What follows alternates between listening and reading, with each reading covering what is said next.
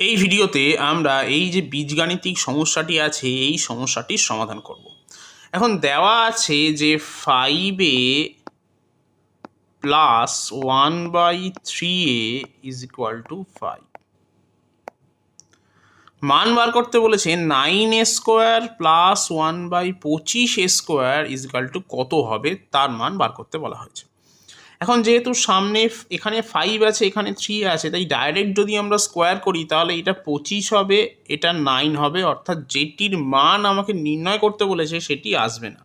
তাই প্রথমেই আমি এই যে অংশটা আছে এর লেফট হ্যান্ড সাইড এবং রাইট হ্যান্ড সাইডকে আমি 3/5 দিয়ে গুণ করব।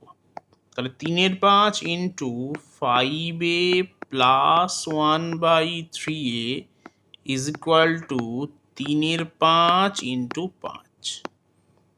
এবার যদি আমি ক্যালকুলেশন করি তাহলে আমি পাচ্ছি এখান থেকে 3a প্লাস 1/5a সমান সমান 5 কেটে যাচ্ছে 3। এখন যে রাশিমালার মানটি বার করতে বলা হয়েছে সেটি আমি লিখছি। তাহলে 9a square plus 1/25a square. তাহলে এটাকে আমি লিখতেই পারি যে 3a এর হোল স্কোয়ার প্লাস 1/5 এর হোল স্কোয়ার।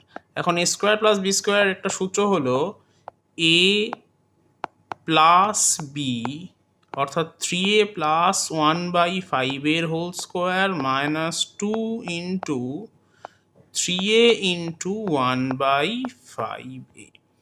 মানে এ কেটে যাচ্ছে।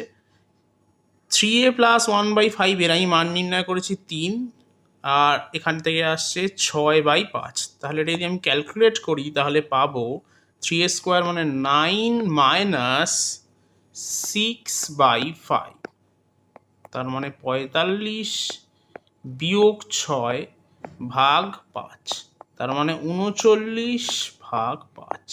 অতএব সঠিক উত্তর হবে অপশন বি, 39/5।